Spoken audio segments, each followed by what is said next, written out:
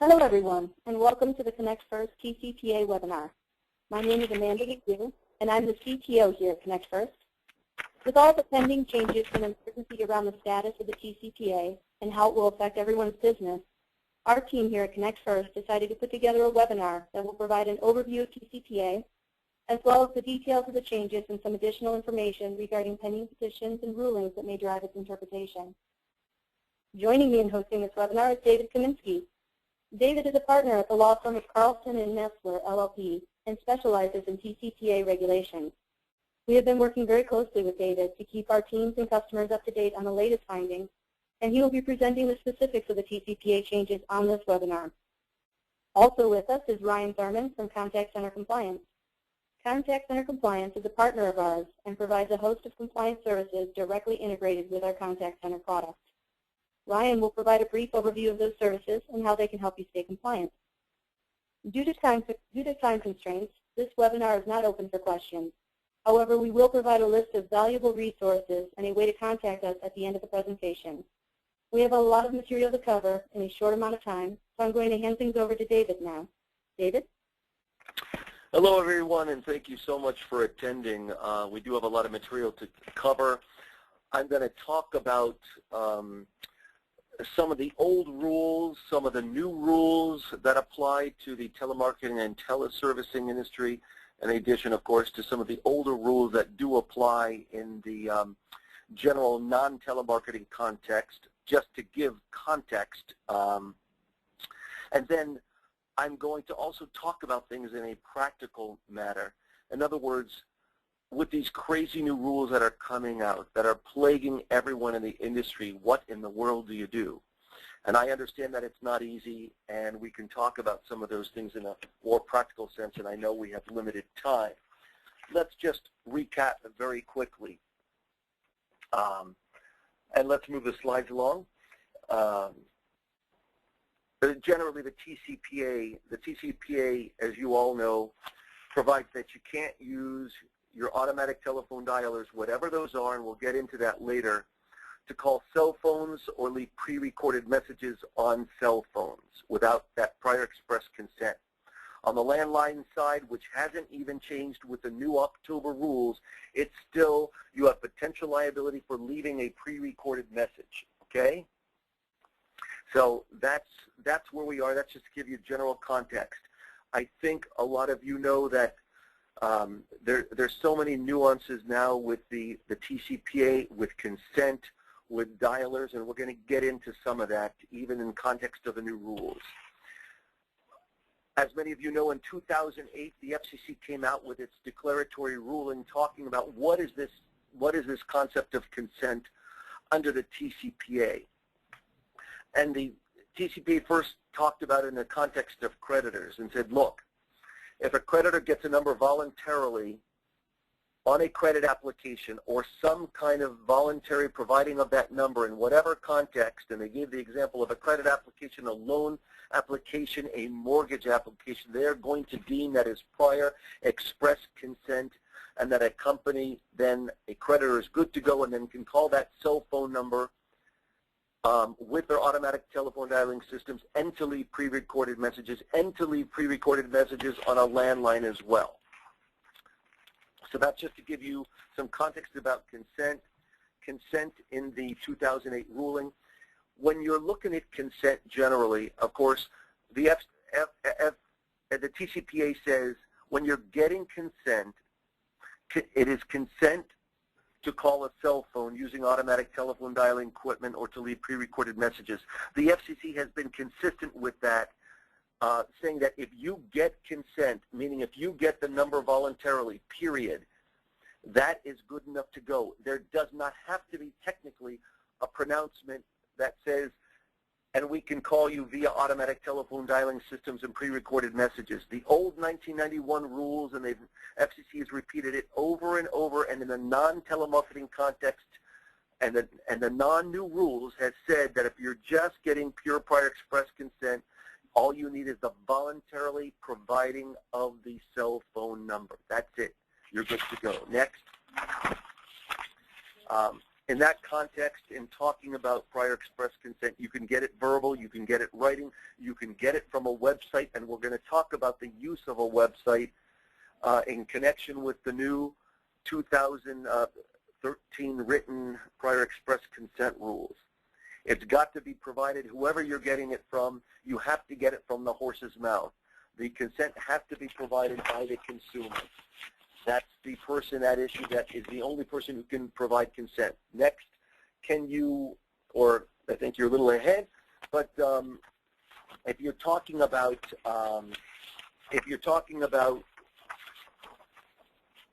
verbal express consent, can it be provided by a spouse? No. That is not, if you're going to get it from a spouse, you're going to get yourself into such a factual inquiry that you're going to create problems. So that's an important issue that you need to be concerned about. So let's talk about very quickly the FCC's role and some exemptions that the FCC has provided. The FCC has given some exemptions that says, look, if you're calling and you're calling a residential line and you are calling that number and you're leaving a pre-recorded message, which is the only trigger for potential liability. In other words, if you're calling a residential line, you could call via your automatic telephone dialing systems all day, as long as you are not leaving pre-recorded messages. And of course, I'm excluding the DNC, the do not call list.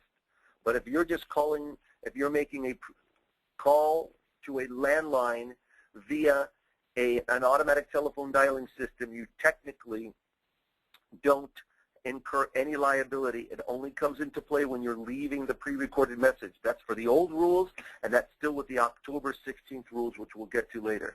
But if you're just making a non-telemarketing call, you're leaving that pre-recorded message call as long as you could say you're doing it for a commercial purpose, and there's no upsell, there is no telemarketing, there's no sales, and there's no unsolicited advertisement, then you probably fall directly into the commercial call exemption. That's under 64.1200A2. Okay, that's very important. And the FCC has even gone on to say that, look, a pre-recorded debt collection call is not a telephone solicitation.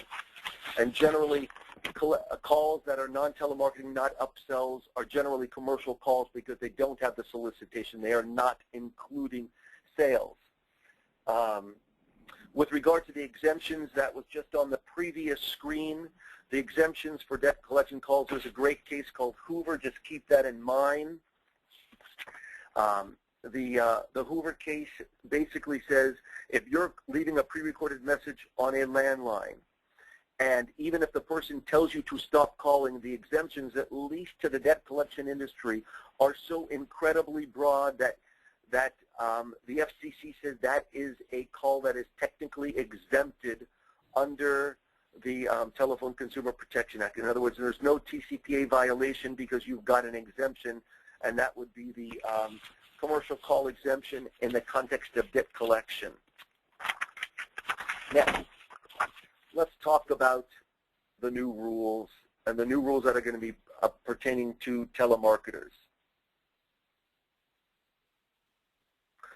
So there is a 12-month rule, as you know, for the implementation of a lot of these rules. You know that the major trigger date coming up, and it's coming up quickly. We just have just under 2 months now, the October 16, 2013 trigger.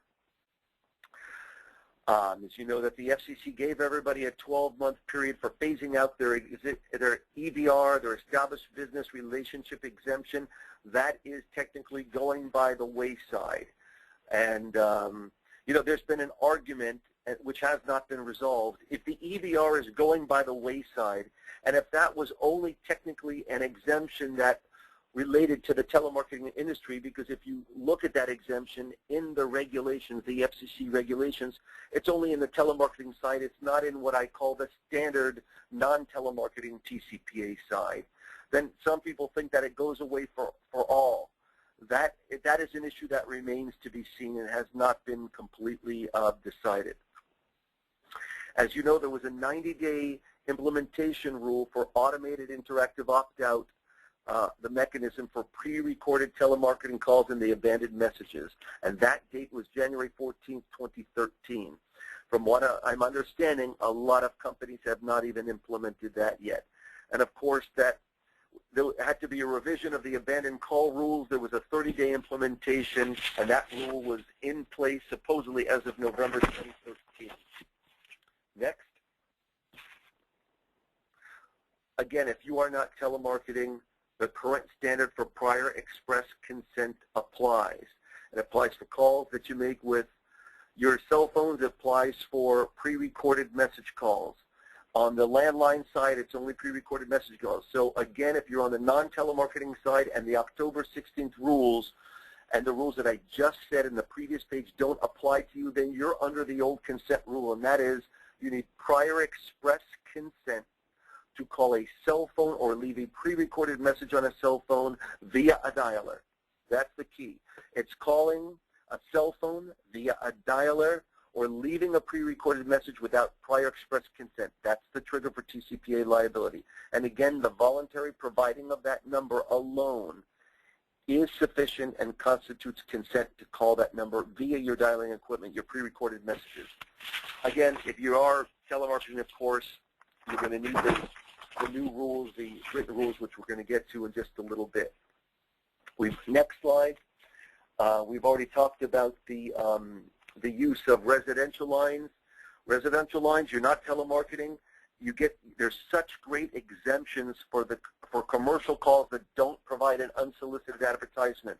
That's a very, very broad exception, an exemption in the FCC regulations at 64.1200.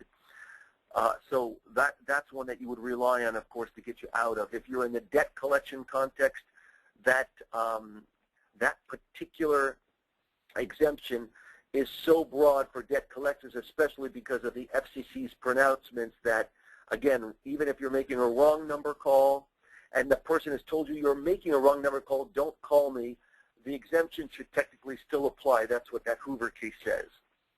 Next.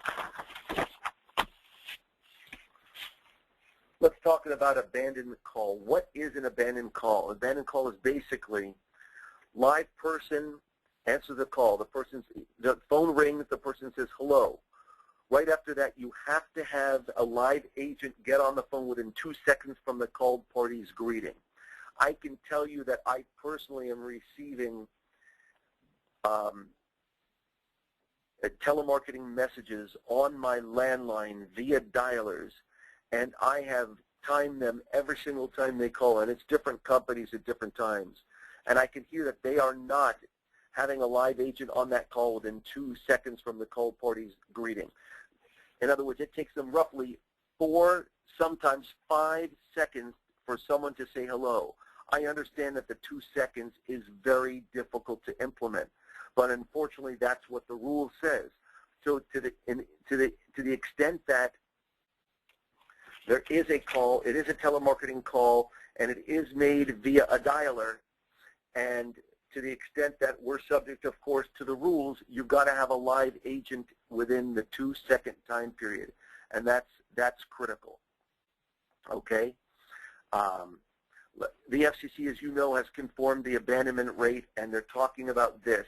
They're really following the FTC's rules that were promulgated back in 2008. 3% abandonment rate is in the rule. No more than 3% of your calls can be abandoned calls, and you have to, quote, have a way to implement that and to document that. And documentation here is going to be the key. Next.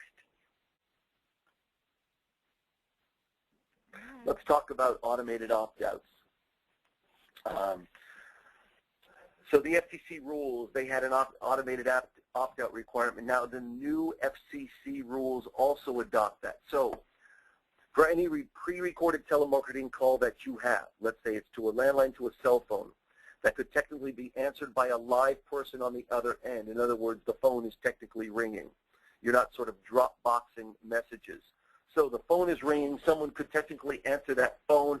Someone could hear a pre-recorded telemarketing call. At that point, the seller has to disclose to the consumer that they can basically use an interactive voice or some kind of key press that's activated, it's an opt-out mechanism to assert a do not call request. And that's got to be on that message. So the FCC, of course, is adopting the FCC's rules. It's critical. That rule is now in play, has been in play, and it's got to be followed. I know it's difficult, and a lot of companies are wondering, how do we do this? There is a way to do it and to get it done. So also, with that new rule that the FCC has come out with, it's got to be an automated, it's got to be an interactive voice. You've got to have the ability to a key press. It's got to be either or press 1, let's say, for example. And you have to have this opt-out mechanism. It's got to be available. You've got to have instructions there during that pre-recorded message. And that's played in the context of an abandoned call, so to speak. So that's very, very critical. And, you know, some people have asked, do you need to provide an interactive opt-out if there's no available agent at the time of the called party's connection? And this is yes. What we're just talking about, it is a key item with the new FCC rules. There's got to be the automated opt-out during that abandoned call message. It's got to be provided when an agent isn't available and at the time of the called party connection. The FTC does not have a similar requirement, but the FCC does impose this particular requirement. Next.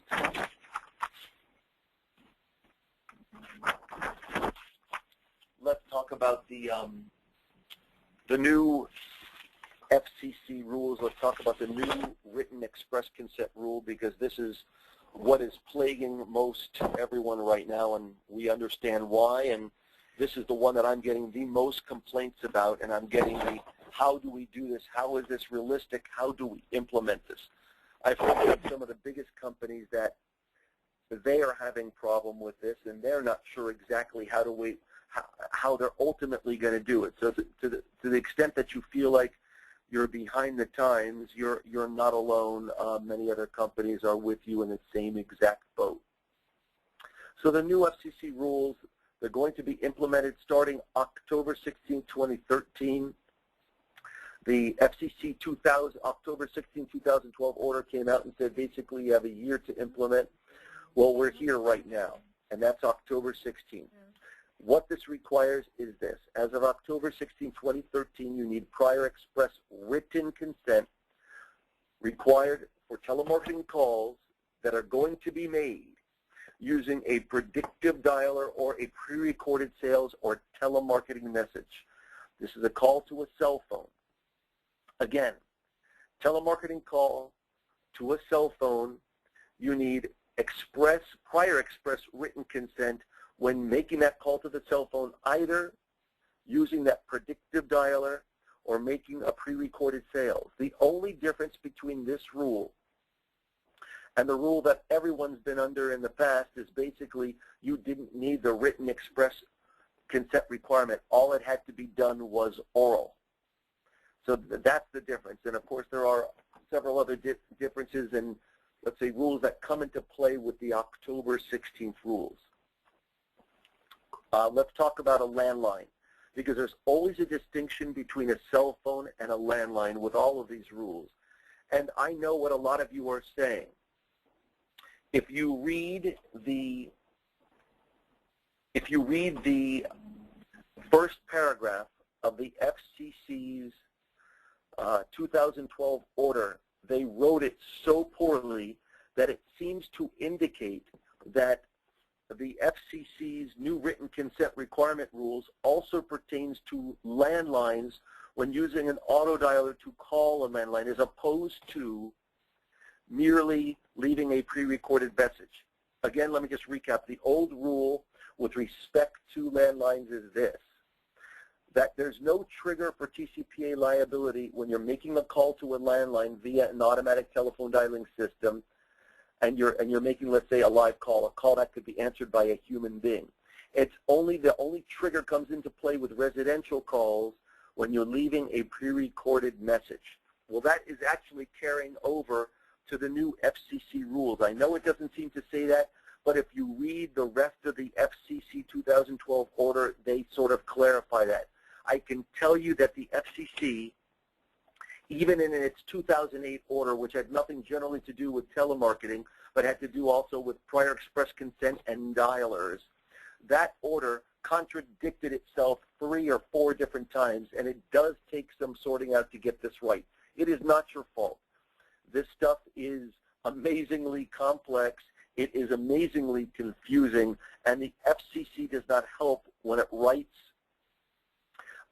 pronouncements that are the opening paragraph of its very rule that it's telling the world to follow, and it technically makes an error therein because anyone could misread that.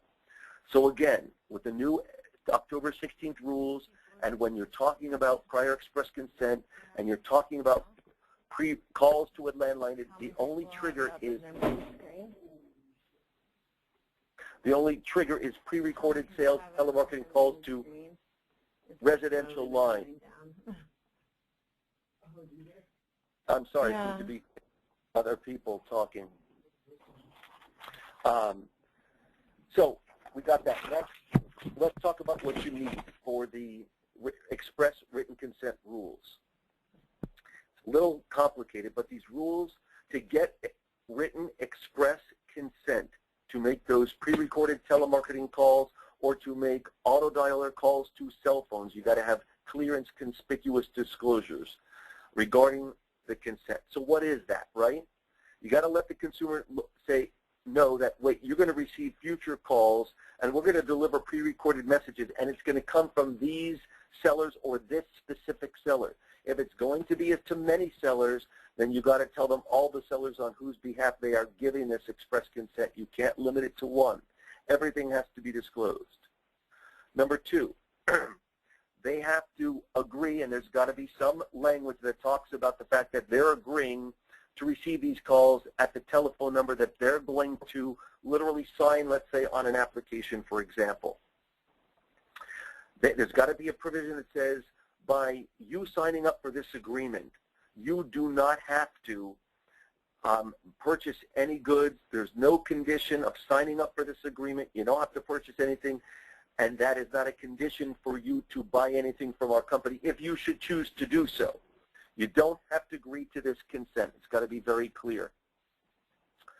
Also, again, when we're talking about multiple companies, you can't just, data just can't be sold to multiple companies once someone gives general consent. You have to disclose to the person all of the entities and all of the specific sellers who may contact them or the persons on whose behalf may contact them. Very, very critical. And then, of course, the FCC loves to do this. They love to foist the burden of consent and this disclosure upon the telemarketing industry. Don't feel bad, telemarketing industry, because they did it also to the debt collection industry. They did it in their 2008 ruling when they said, you debt collectors bear the burden of proof, and they actually did it to the credit industry when they said, you credit industry bear the burden of proof that you got consent in this particular manner and that you have such consent. Next. So express written consent, let's talk about it. How do you get this express written consent? How in the world is that going to happen? Well, the FCC acknowledged that this is such a complex and convoluted issue. We realize it's a problem for you, so we're going to make it easy for you. We're going to allow you to get express consent through the ESign Act and the ways that ESign Act enables someone to sign up for something or allows consent. We're going to discuss that in a minute below. I'm also going to tell you that the FCC saying that we're trying to make it easy for you is truthfully an oxymoron, as most of you have seen. Even with the implementation and the ability to use the ESign Act. Okay? So with that written agreement and the written consent,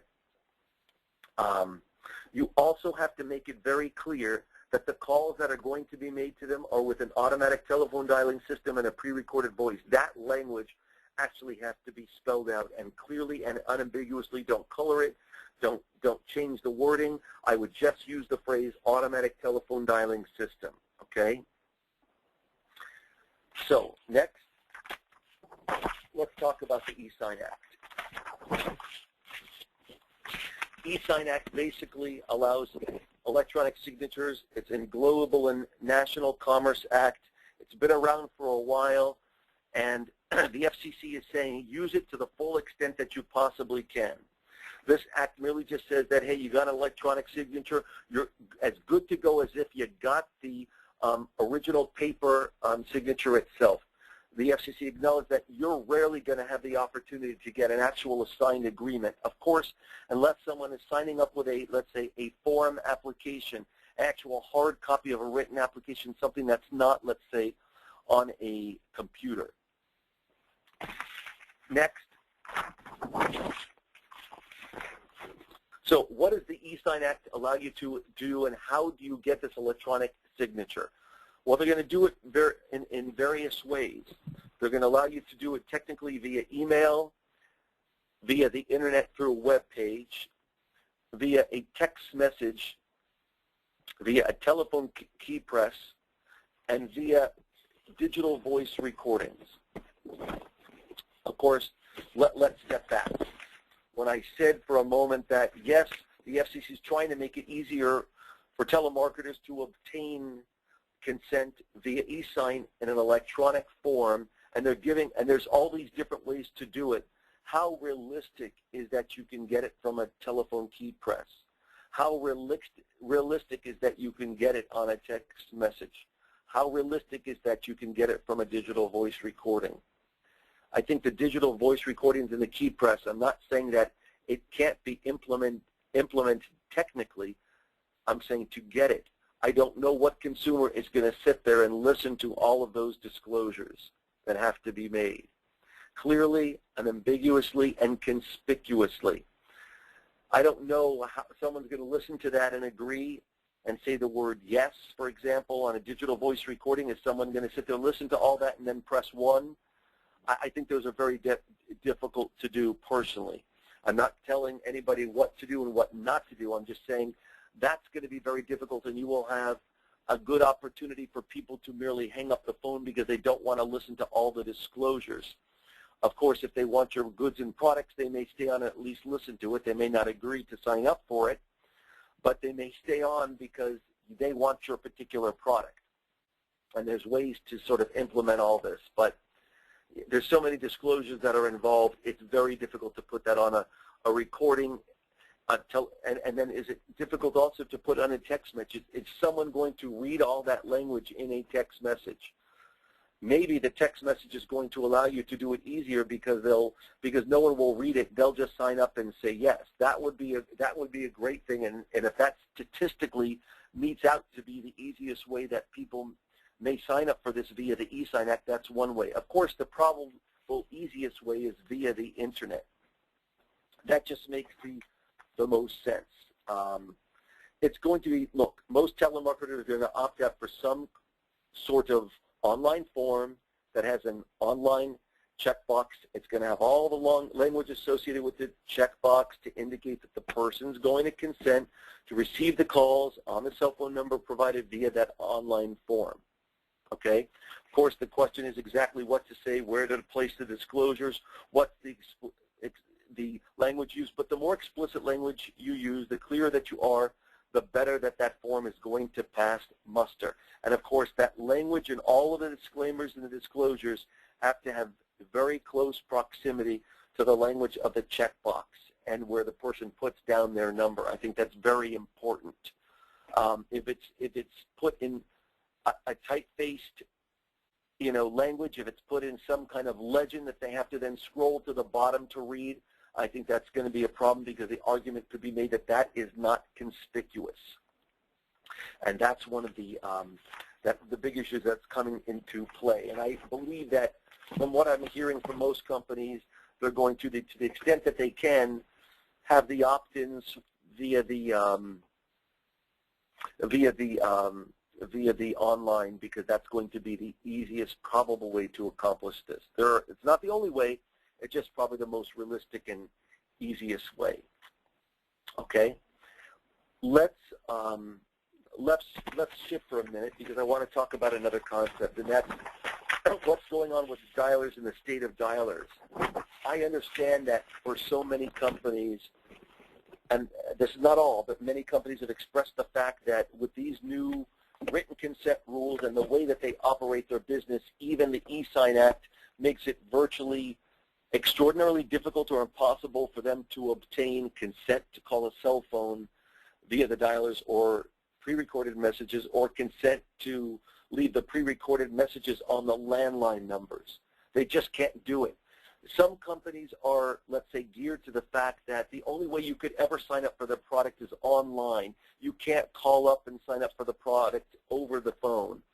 The only way to do it is online. So if that's true, the online application with all of the disclosures is going to probably work for them pretty well.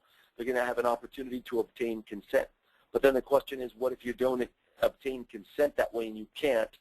And if the ESign Act, the other methods are too difficult, you can't do it with the pre-recorded message, and maybe text for you is infeasible, then how do you go about obtaining consent?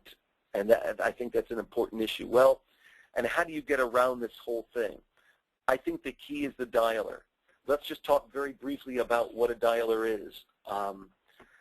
You know that an automatic telephone dialing system under the TCPA is this equipment which has the capacity to store or produce numbers to be called using this random or sequential number generator. So it's the storing and the producing of telephone numbers via your dialing equipment using a random or sequential number generator. That's been the TCPA's definition.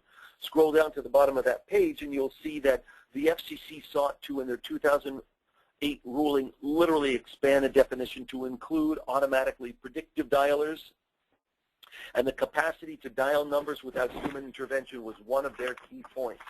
And courts have been picking up on that capacity to dial without human intervention rule. Again, if you weren't using dialers, none of these rules would apply to you because you're not making telemarketing calls that are subject to the TCPA.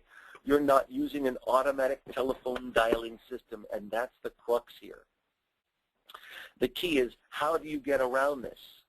Well, it's problematic, at least definitionally, and this is the reason. Next, and the reason is this is because you have the FCC that has so broadened the definition of what a dialer is, and then you have courts throughout the country who are interpreting this differently. Some courts are looking at the FCC ruling, and they're saying, hey, the FCC is saying that my dialer is a predictive dialer, or it's anything that can dial without human intervention. And guess what? Most dialers have the capacity to dial numbers without human intervention. So most courts can slip most dialer technology under that FCC's rule if they choose to follow that FCC rule, or if they're bound to do it. Some courts are saying, look, defendant, you've admitted that you have a predictive dialer, and the FCC says you have a predictive dialer. That's a problem for you, because that means you have a dialer under the TCPA according to some court's interpretation of that FCC ruling.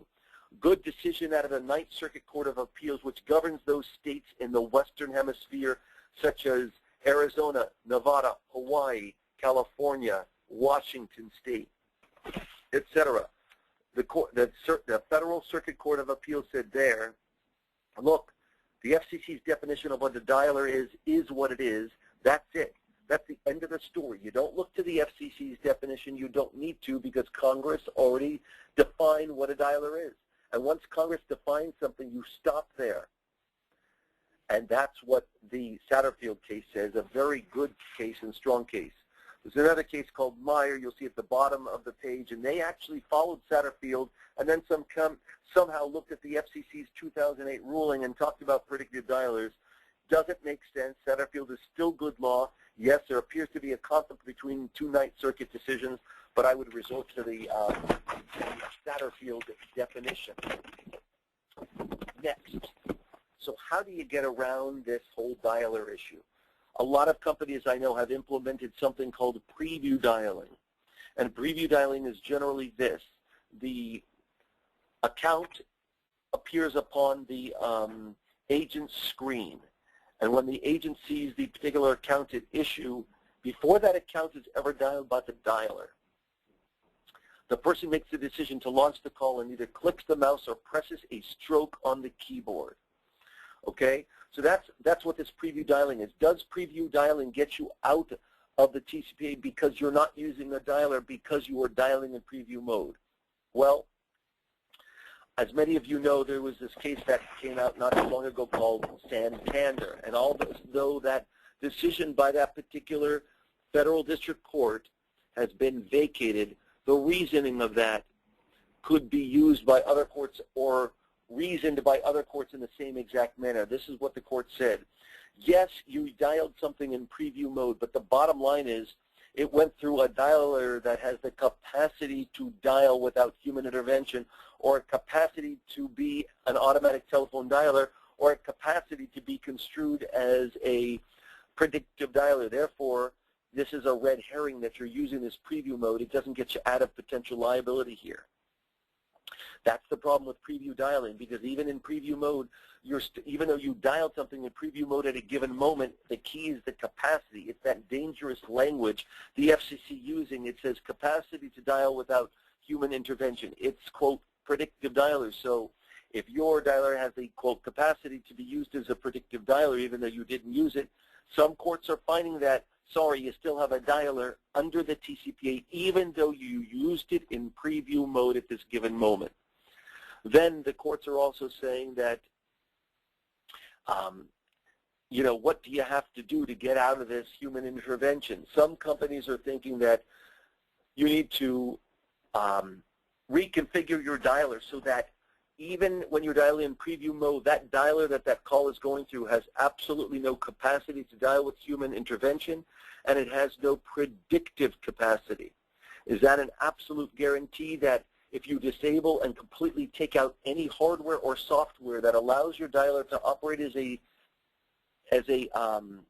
predictive dialer, or take out the function that allows it to dial, let's say, by uploading a list of numbers, if you take out that functionality so that it no longer has the capacity to be used as a predictive dialer, and it has no longer any capacity to be used as a dialer that can dial without human intervention, you may have a dialer that gets you outside of the TCPA. It's not an absolute. I don't know what various courts would say, but at that point, if a court found that that dialer still was a dialer, then they're stretching the definitions so far beyond what I think anyone contemplated, or what is realistic, or what is a reasonable interpretation, that you would have a tremendous fight. I know you don't even want to be in the fight in the first place, but there is no absolute solution. Yes, there are very good dialer solutions out there. I think you're going to hear about one of them today. But there is nothing absolute, meaning could a plaintiff counsel still come and sue? Yes, because they're not going to know what type of dialer you're using. They're just going to assume you used a standard dialer. So part of the key to fighting this new October 16th rule, as difficult it is to finding a dialer solution if that works for you. Next, what kind of relief is there in sight, and how do we get all around this, and how is this all going to change? There's about 9 or 10 pending petitions before the FCC regarding dialers. Two of the main ones are one called GroupMe and the Communication Innovators. Focusing on the Communication Innovators petition, that petition basically says, look, you need to, FCC, rethink what you're saying about predictive dialers. You've got to say that predictive dialers lack the capacity to store or generate numbers randomly or sequentially. Basically, you have to go back to the TCPA's definition. That's what you need to do, because under a TCPA's pure definition, which is the storing and producing of numbers using a random or sequential number generator, that using a random or sequential number generator is key.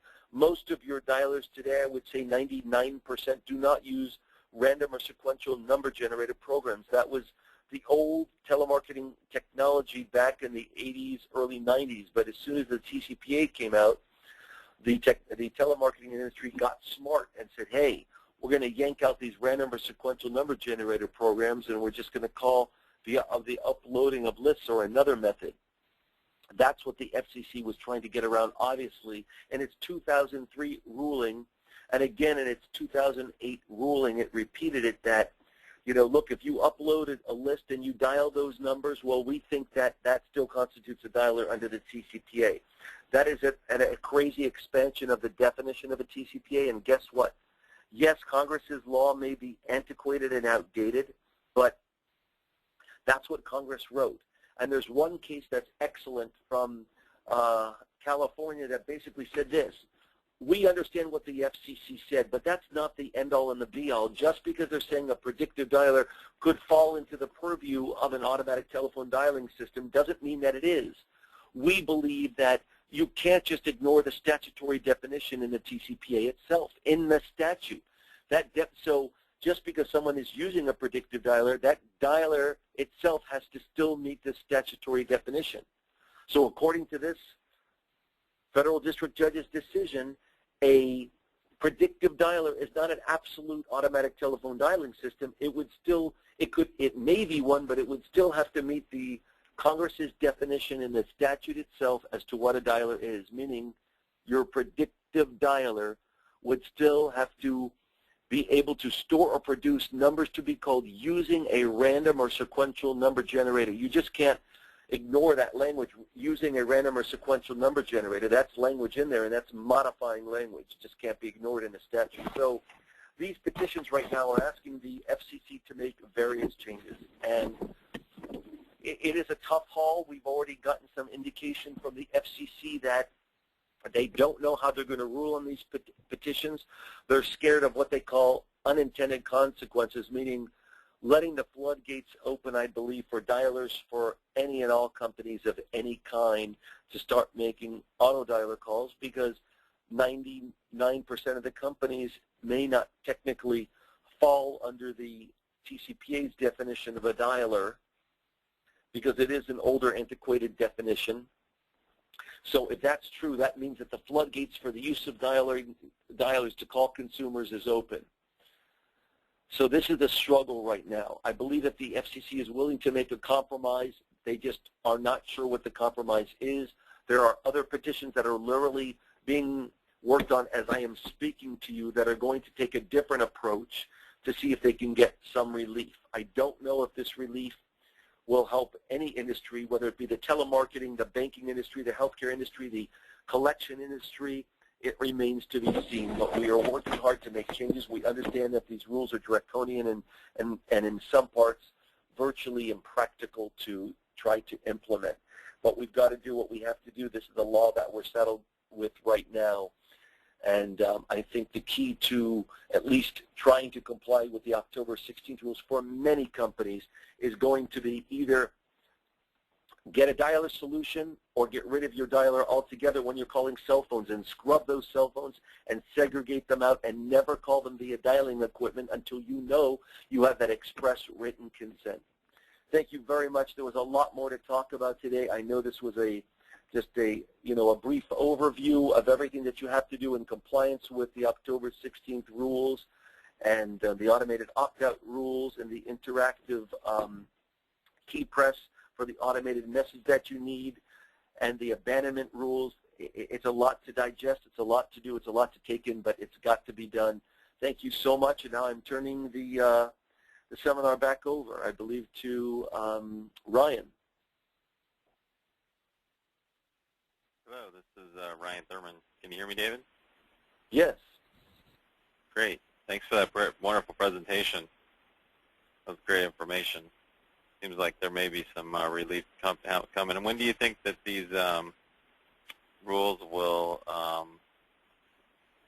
the petitions are going to be?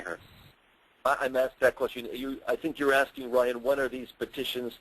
When can we expect rulings from the FCC? Yeah, exactly. Yeah. Well, on the state of the dialers, I think we can expect petitions in the next couple of months. Look, if the FCC is indicating that, it's very concerned how it's going to rule on these petitions, and is the FCC going to agree to hark back to the TCPA's definition and say, forget everything we said about our dialers and just go back to the TCPA's definition and everybody just, deal with that? I don't think so. I really don't think so, because then they think that everybody's dialer today will be used, because that's going to open itself the floodgates. Yes, they know they need to make changes. The FCC has acknowledged that they're killing businesses. They know that they've heard enough from private persons such as myself and others from various industries that I brought before the FCC to speak to them face-to-face in Washington, telling them, you're killing businesses. You're putting businesses out of businesses. You're killing the American economy, and you're stifling productivity and sending jobs overseas, and American employees and consumers are losing their jobs. So all of this has been literally pounded upon the FCC. They know they've got to make changes. They just don't know how to go about it. New petitions, as I said, are being worked on as we speak, and hopefully those petitions will change the shape of what's to come in the future.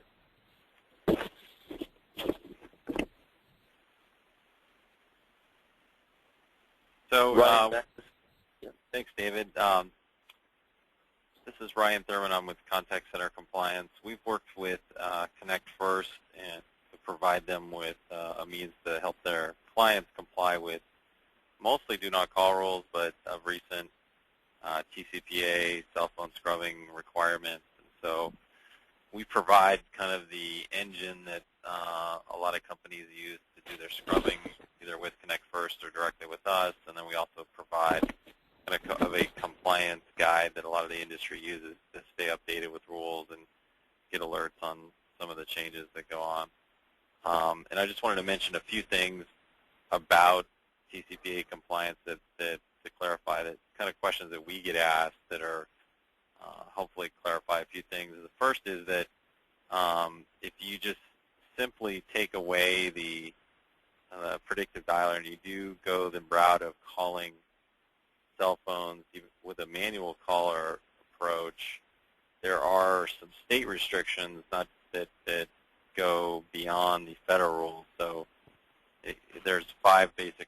There's states that are ones that are wireless, where you have to scrub out cell phones even with a manual call. So in Texas, New Jersey, Arizona, Louisiana, and Wyoming, any sales calls to consumers in those states, you would need to have express consent or express written consent in some cases to call those. So that's one area that kind of trips people up on that basis, and we do have a filter for that in place. The other is the two lists that make up wireless scrubbing, where you have the carrier database and then the ported numbers. So you have numbers that belong to the carriers that slowly get released, and then you have numbers that get ported that used to be landline that now become ported into permanent cell phone numbers. And so you basically have to track for both of those. We obviously do. The ported list is also called the New Star list, and then you've got a combination of them that make up the wireless world. The scrubbing timelines for wireless numbers are really short. You only have 15-day grace period on cell phones, whereas normally with the FCC you've got a 31-day period. So that trips people up, whereas you almost have to scrub weekly or real time to make sure that you're not getting numbers that were previously reported as landlines as now being cell phones. And then the other issue that's come up is VoIP numbers. There's been a couple cases around calling a VoIP number as a violation of TCPA. So it is possible to scrub for the VoIP numbers, but there is not a national registry or anything like that that you can go get that data, and it is possible on a one-off situation, but it's not real reasonable because there's not an actual list. There also is a public safety DNC list that's coming out sometime in the future that will also be applied to dialer calls. Basically, the list is they're trying to figure out how to publish that, but when that comes out, we're going to be adding that into our service. In terms of like numbers, you've got about 5.5 million numbers that are ported over to cell phone, and then the carrier indexes represent about 500,000. If you only scrub a list just for cell phones and you take a sampling of data, usually the last test we did for a big institution was basically 48% of their numbers were matched to cell phone. Actually, that case, that was part of some litigation work. So they were being sued for cell phone calls on a suspected dialer. They sent their data through us, and we hit 48% with cell phone between the carrier and ported numbers. So the damages are real. These cases are very expensive, and just the only way to really prevent it is scrub for cell phones and make sure that you have a way to do that pretty rigorously, especially after October 16th, because then you have to show that you had express consent, which I think that's definitely going to be a challenge. But the good thing is, like I said, that a lot of the application of the data scrubbing being built into a dialer like First, that really helps to make sure that you don't get the new, especially new cell phones on the ported side, blended into active campaigns. And Ryan, this is David Kaminsky. That's a very good point, because I've also seen certain companies who were scrubbing religiously. For some reason, the scrubbing that they were using did not also contain the ported list, and therefore they weren't scrubbing a whole data bank of calls, and that the ported numbers were actually used ultimately to frame a class action. So it's can be very dangerous to make, and it's so important to know that the list that you're scrubbing from has every possible number that's out there. Yes, there are, and it's got all the cell phone number data banks and all the ported number lists. That's what you need to know.